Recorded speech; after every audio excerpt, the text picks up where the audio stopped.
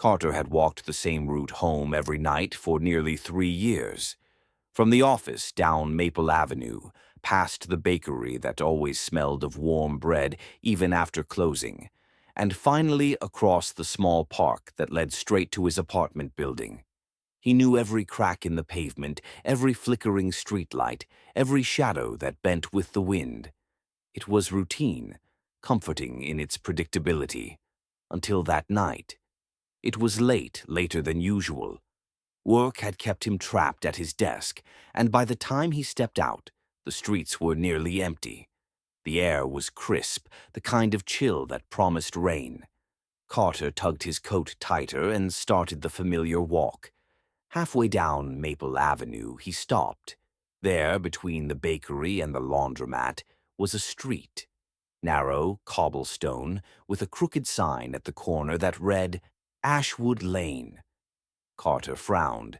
That wasn't right. He had walked this block thousands of times, and there had never been a street there. He turned slowly, scanning the storefronts, but everything looked normal, except for Ashwood Lane. It stretched into darkness, lined with tall, leaning buildings whose windows glowed faintly with a sickly yellow light.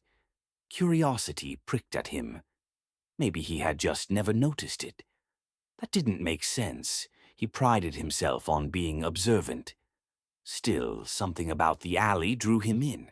Carter hesitated only a moment before stepping onto the cobblestones. The sound changed immediately. The hum of traffic behind him faded, replaced by a suffocating silence. The air grew heavy, damp, as though he had stepped underground. His footsteps echoed unnaturally, too loud for such a narrow lane. He walked deeper. The buildings on either side loomed taller, pressing closer together. Their walls seemed warped, bending at impossible angles. The glow from the windows wasn't steady. Light pulsed in uneven rhythms, like a heartbeat. Carter tried to peer inside one of the windows, but the glass was distorted, rippling like water. Behind it, a shadow moved, slow, deliberate, watching him. A shiver ran down his spine. He told himself to turn back. Go home. Pretend none of this ever happened.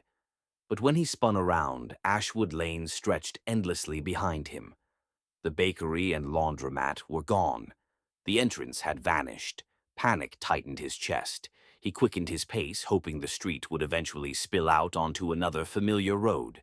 Instead, it only seemed to wind deeper into itself, twisting and narrowing until he felt trapped in a maze. That's when he noticed the doors. Every few feet along the warped buildings were heavy wooden doors, tall, black, and identical. Each one bore a brass knocker shaped like an open eye. None had handles. None looked inviting. Yet, as Carter passed, one of the knockers moved. Its brass eyelid blinked. Carter stumbled backward, his breath catching in his throat. The door creaked as though it might open, but it didn't. Instead, a whisper slipped from the crack between the frame and the wood. We've been waiting for you, Carter. His blood ran cold. He bolted, running down the cobblestones, heart pounding. But the street only stretched further and further. Doors blurred past him, whispers growing louder with each step. His legs burned, but no matter how far he ran, the lane did not end. Finally, exhausted, he collapsed against a wall. The whispers stopped. The silence pressed down like a weight. Slowly, Carter lifted his head. Before him stood another door. But this one was different. Smaller, older, its paint peeling to reveal splintered wood beneath. Unlike the others, it had no knocker, no eye, no brass. Just a plain handle. His pulse hammered in his ears. Something told him this was the only way out. Hands trembling, he reached for the handle and pulled. The door creaked open onto blinding light. He shielded his eyes, stepped through, and stumbled out onto Maple Avenue. The bakery stood to his left, the laundromat to his right. Behind him, Ashwood Lane was gone, nothing but a solid brick wall. Carter gasped for air, his heart racing. He turned circles on the sidewalk, searching, but there was no trace of the street. Just the quiet night, the smell of bread, the familiar park lights in the distance. He laughed nervously, trying to convince himself he had imagined it. A trick of exhaustion, stress, or maybe a dream while walking. But as he turned toward home, he felt something cold and heavy in his pocket.